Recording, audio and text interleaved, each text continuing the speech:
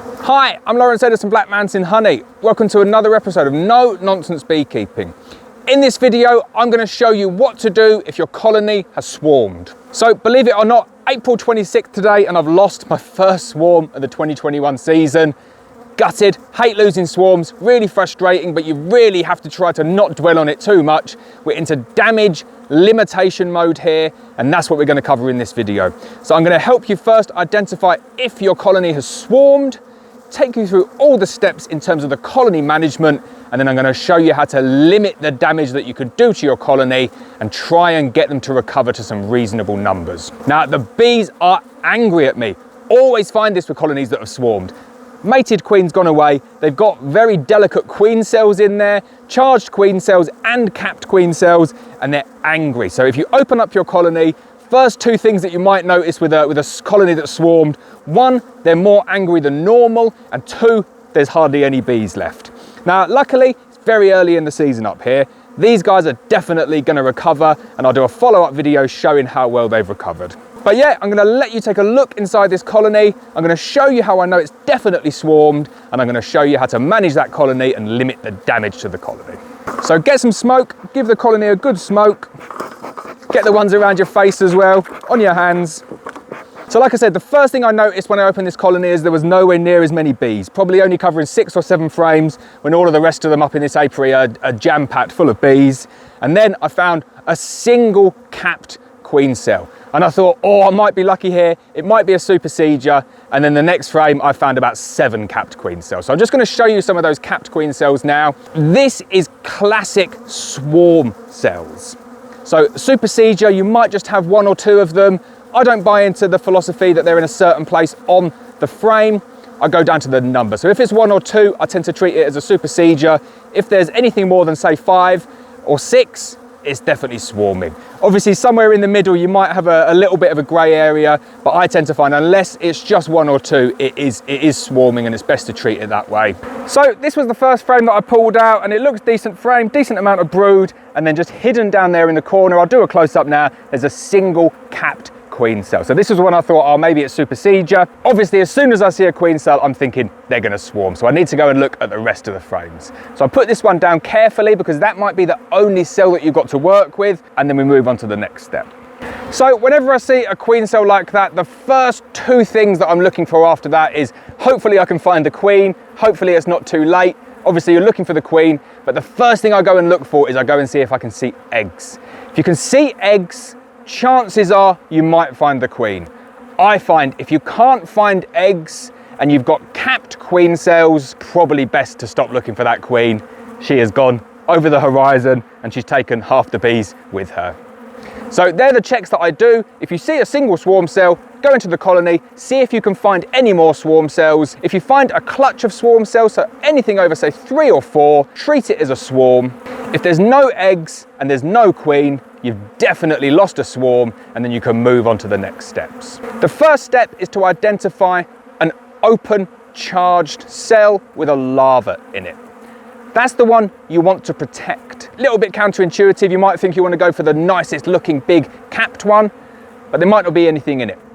If you go for an open one and leave them a single open charged cell with a larva in it, you've had the ID, you've looked in, you've said, right, there's a larva in there. When you take down all of the rest of the cells, the bees will focus on that one, they'll build it out, and then you know you've got a really good cell in order to create a virgin queen who can go out and get mated. Some people leave more than 1 cell. I don't bother. I always go down to 1 cell. That's just my technique. I think if you're going to do it where you can't find any open cells, then yeah, maybe leave a couple of the best capped cells. But if there are open cells that are available, I always bring it down to 1 open cell. So first thing you need to do is go in and identify that 1 open cell. So here's my open cell. I can see the larva in it. It's quite hard to zoom. But notice the bees and the way that they're tending to that cell. You can just see one pop their head in there, just checking that it's all right. The bees are really intent on making sure that cell's protected, and they want to nourish it and feed it.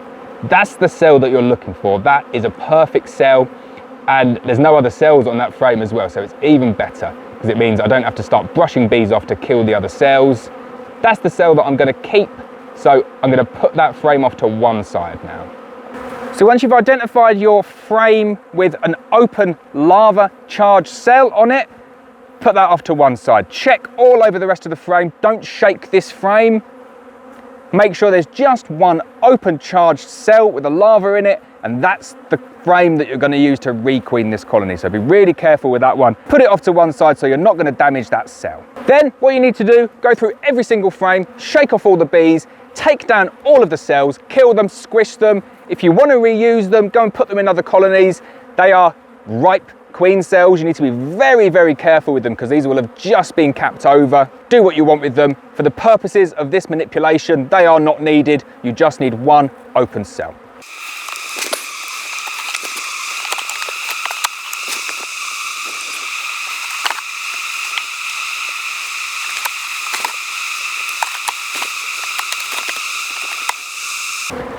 Right, so that looks really aggressive, but that's needed because you need to make sure that every single cell is destroyed.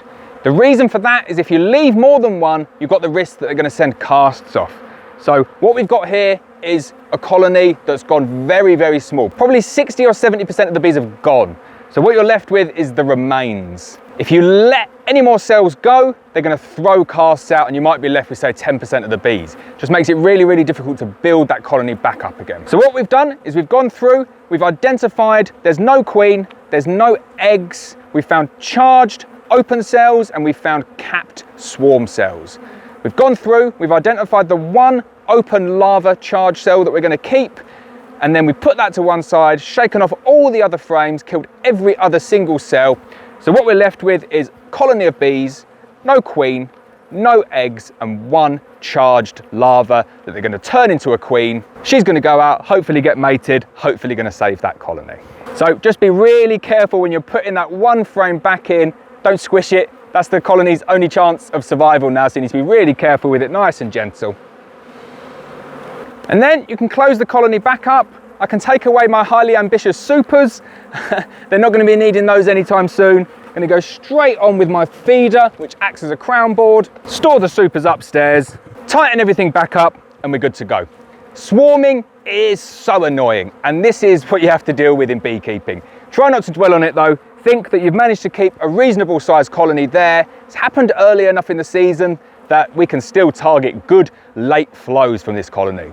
It's at the heather apiary, so I'm not overly fussed. Someone would have got themselves a really nice swarm of bees because these were super strong, really good quality bees as well.